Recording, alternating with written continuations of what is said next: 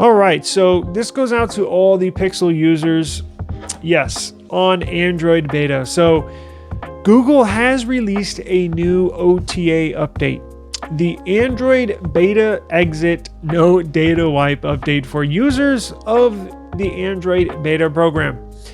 Now, this update allows users to opt out of the Android beta program without losing their data. A common issue when exiting the beta program, users who are still on Android beta software and do not wish to upgrade to the next version of Android beta are advised to opt out, which in the past typically risks data loss. Now, this recent update, which is around 15 megabytes, enables users to retain their data while unsubscribing from the beta program. To install this update, which unenrolls your device, users must go to the Android beta program website and unselect your device from the beta program. Wait a few minutes and then on your Pixel, navigate to the Settings app. Then scroll down to System, select System, and then select Software Update, and then select the Android beta exit no data wipe option. Additionally, Android 16 Beta 2 has been rolled out, with a third being expected soon. However, some Android 16 beta testers have reported battery drain issues with the latest update, suggesting that leaving the Android 16 beta could be prudent for some users. The news highlights Google's response to user concerns about data safety during the transition from beta programs. In the past, you could leave the Android beta program whenever you wanted to. However, when exiting the beta and rolling back to the latest stable build of Android, your device's data would get wiped. From time to time, Google will open a designated window of time that allows users that want to unenroll without losing data. And guess what? That time is now.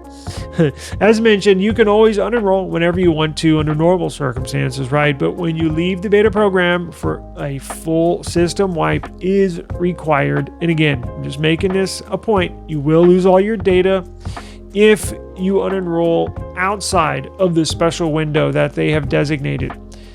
That is why this window is important for Pixel users to be aware of that want to leave the beta program without losing data.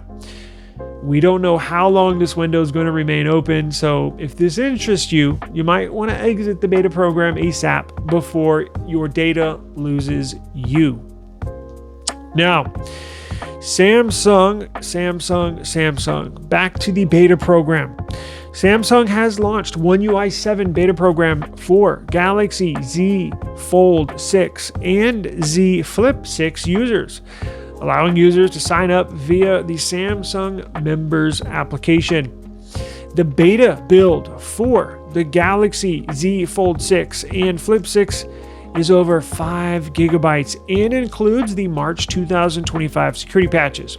The beta version for the Flip 6 is currently limited to South Korea, but Flip 6 users that want to jump on the beta program will be rolled out globally here in the next few days, so keep an eye out for that. The Z Fold 6 beta version is open globally. Samsung plans to extend One UI 7 beta to Galaxy S23 and Galaxy Tab S10 series users by the end of the month. Now, users should be cautious due to potential issues with beta software. We currently have the beta software running on our S24 Plus.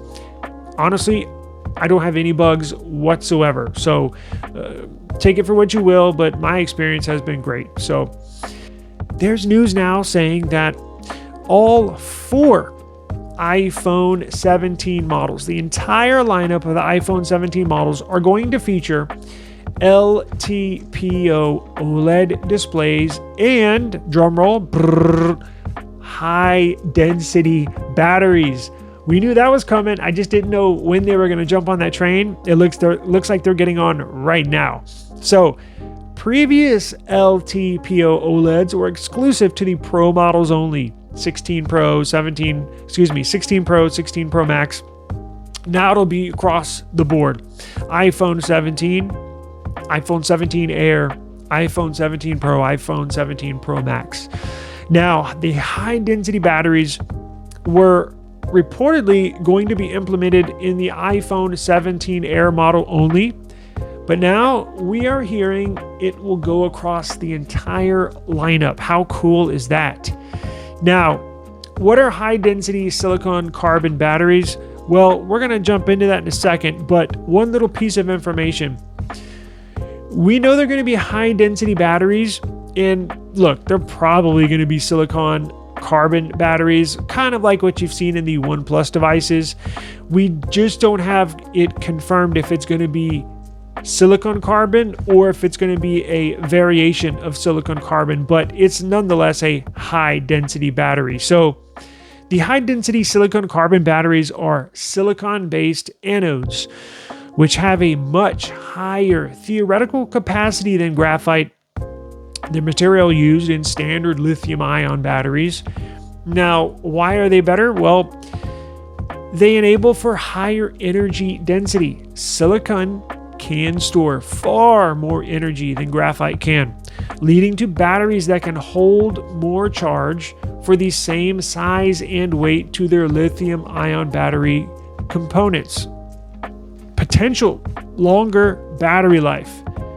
This translates to a longer battery life in devices like smartphones, electric vehicles, tablets, computers, without increasing their size or weight, and that's going to be key. Now, this also enables for faster charging as well. Thinner silicon anode materials create lower electrical resistance, potentially allowing for faster charging. Now, this is going to be key for Apple, and this is why it was originally rumored to be put in the iPhone 17 Air. The iPhone 17 Air is going to be razor thin, and there's just not that much room to put a battery in, right? So what this high density silicon carbon, we think, battery that we got word was going to go in the iPhone 17 Air, allows you to cram more battery in a smaller space. So instead of putting a 3,300 milliamp hour battery in there, a regular lithium ion battery, in that same space that would hold a 3,300 milliamp hour battery, well, now with this high density battery, they can put a 4,000 milliamp per hour battery in that razor thin iPhone. So little things like this are integral. They are key for companies like Apple implementing new cutting edge technology. New cutting edge designs are going to require cutting edge components like this high density battery. Now, the Samsung Galaxy S25 Edge looks like it's going to have a traditional lithium ion battery. It would have been nice to see Samsung come up with a high density battery for their S25 Edge, because like the iPhone 17 Air, it's going to be pretty thin, and when it's that thin, you just can't put a big battery in there. So that's why it's key. And I think Apple's going to implement this across the board just to put the latest and greatest tech in their new iPhones, honestly. So stay tuned to the channel. I'm going to have all this information, all this news and more. Moving on to the S25 Edge, very interesting device. This Samsung Galaxy S25 Edge is expected to feature a 6.65 inch screen. We got weight, we got pricing. Only going to weigh 162 grams, rather light, and it's going to measure 5.84 millimeters in thickness, making it nearly 1.4 millimeters thinner than the S25 Plus.